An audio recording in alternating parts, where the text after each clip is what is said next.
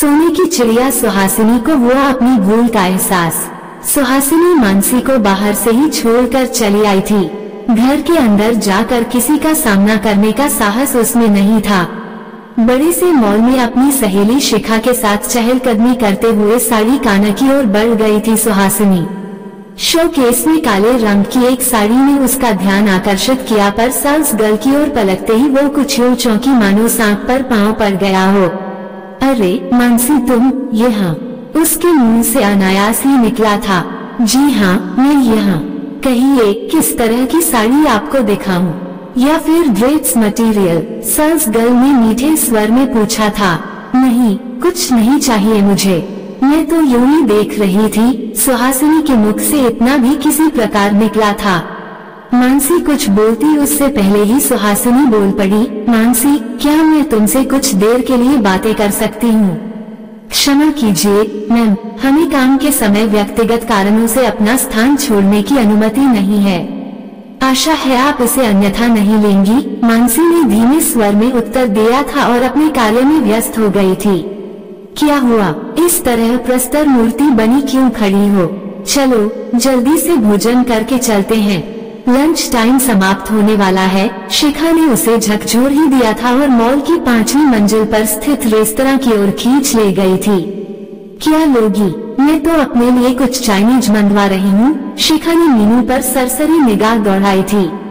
मेरे लिए एक प्याली कॉफी मंगवा लो और कुछ खाने का मन नहीं है, सुहासिनी रूंधे गले से बोली थी। बात क्या है? कैंटीन में खाने का तुम्हारा मन नहीं था, इसीलिए तो हम यहाँ तक आए।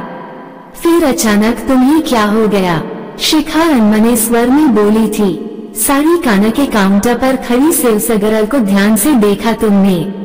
नहीं, मैंने तो उस पर ध्यान नहीं दिया। मैं दुपट्टा खरीदने लगी थी, पर तुमने तो उससे बात भी की थी और उसे ध्यान से देखा भी था। ठीक कह रही हो तुम, मेरे मन मस्तिष्क पर इतनी देर से वही छाई हुई है। पता है कौन है वह? नहीं तो वो मेरी नंद मानसी है। शिखा, क्या कह रही हो? वो यहाँ क्या कर रही है? साड़ियों के काउंटर पर साड़ियाँ बेच रही है, और क्या करेगी?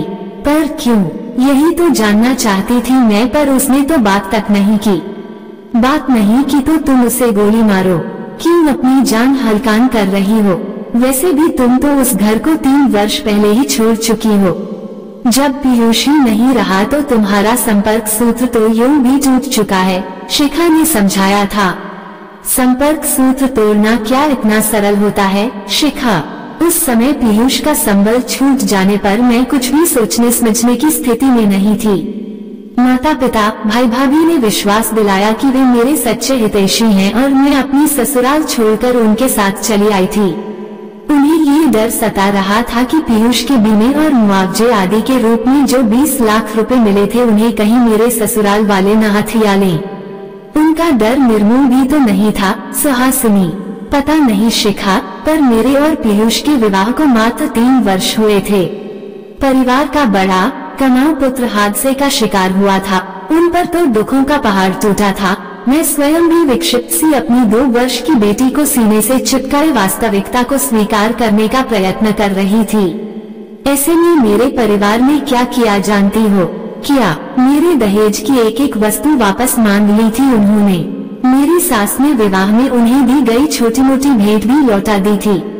सिसकते हुए कहने लगी, मेरा बेटा ही चला गया तो इन व्यर्थ की वस्तुओं को रख कर क्या करूंगी? पर जब मैं अपनी बेटी टीना को उठाकर चलने लगी तो वे तथा परिवार के अन्य सदस्य फफक उठे थे। मत जाओ सुहासिनी, और तुम जाना ही चाहती हो तो टीना को यहीं छोड़ जाओ। पीयूष की एकमात्र निशानी है वह, हम पाल लेंगे उसे। वैसे भी वह तुम्हारे भविष्य में बाधक बनेगी। तो तुमने क्या उत्तर दिया था सुहासिनी? मैं कुछ कह पाती उससे पहले ही बड़ी भाभी ने झपट कर टीना को मेरी गोद से छीन लिया था और टैक्सी में जा बैठी थी। मैं निशब्द चित्रलिखित सी उनके पीछे खींची चली गई थी।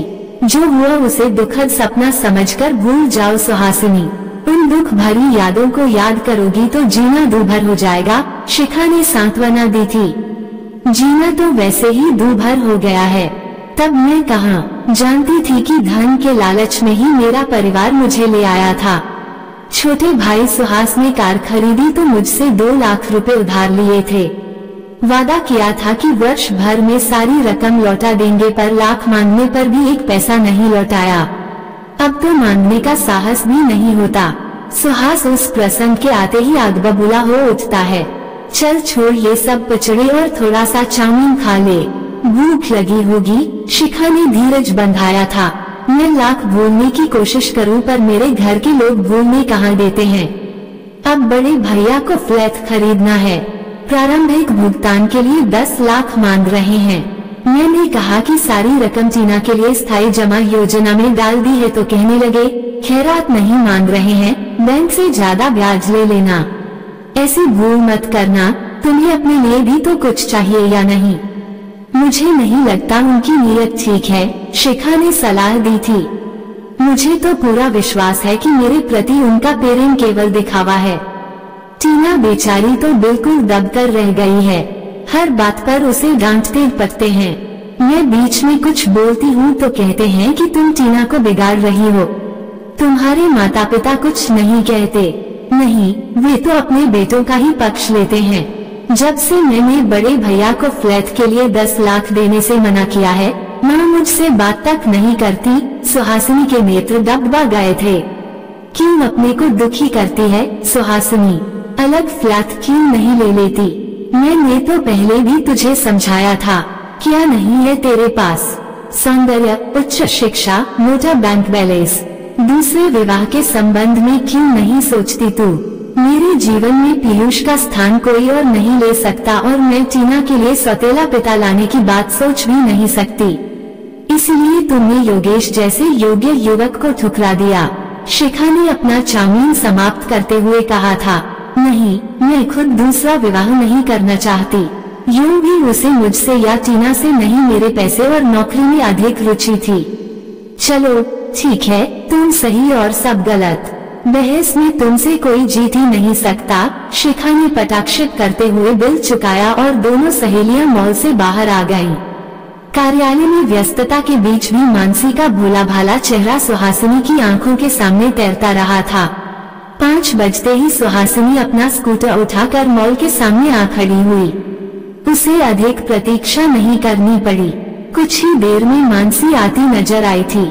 अरे भाभी, आप अभी तक यहीं हैं? अब तो मुझे देखकर बिना कुछ खरीदे ही लौट गई थी।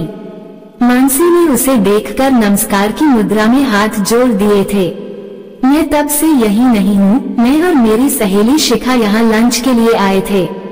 मैं कार्यालय से यहाँ फिर से केवल तुम्हारे लिए आई हूँ। चलो बैठो, कहीं बैठकर बातें करेंगे। सुहासिनी ने अपने स्कूटर की पिछली सीट की ओर इशारा किया था। नहीं भाभी, मेरी बस छूट जाएगी।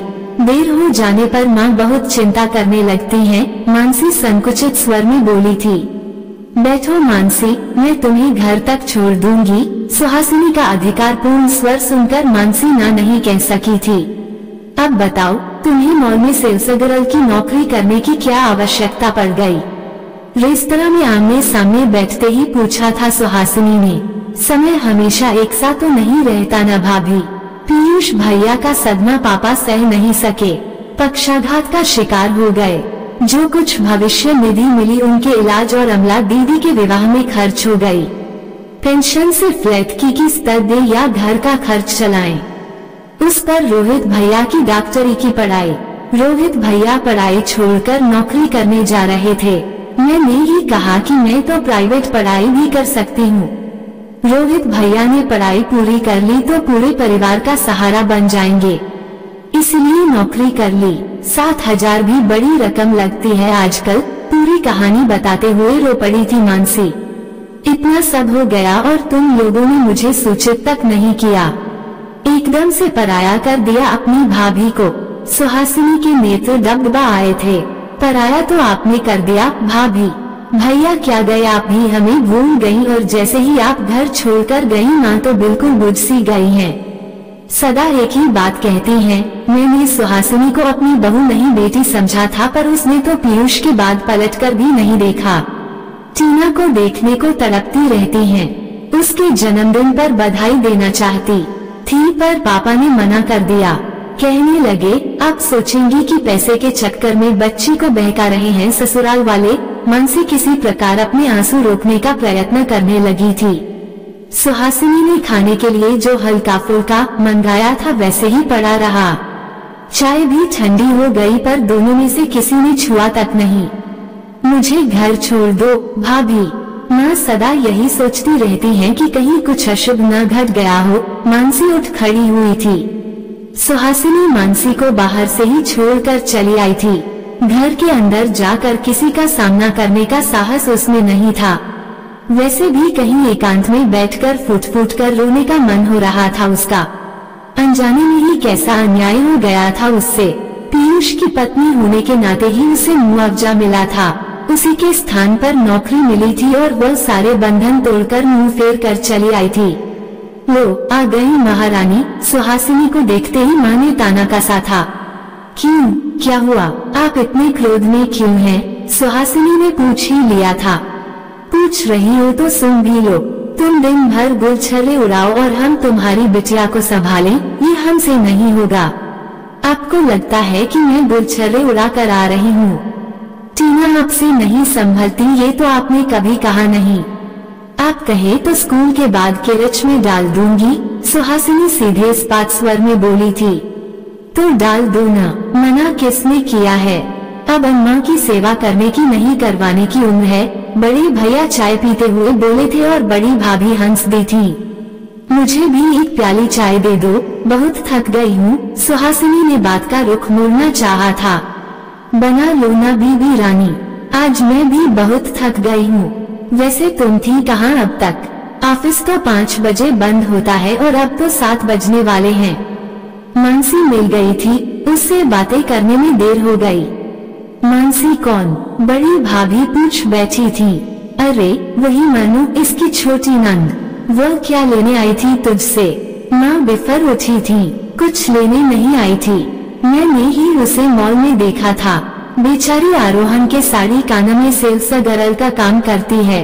माँ आप नहीं जानती, वहाँ तो अलग ही खिचड़ी पक रही है। हमने फ्लैट के लिए केवल 10 लाख मांगे तो मना कर दिया। वहाँ जाने कितने लुटा कर आई है। अब बड़े भैया भी क्रोध में आ गए थे। ठीक है, मेरा पैसा है, जैसे और जहाँ चाहूंगी खर्च करूंगी। सुहासिनी ने ईंट का जवाब पत्थर से दिया था। फिर यहाँ क्यों पड़ी हो? वहीं जाकर रहो जहाँ पैसा लुटा रही हो। भैया, सुहासिनी इतने जोर से चीखी थी कि घर में हलचल सी मच गई थी।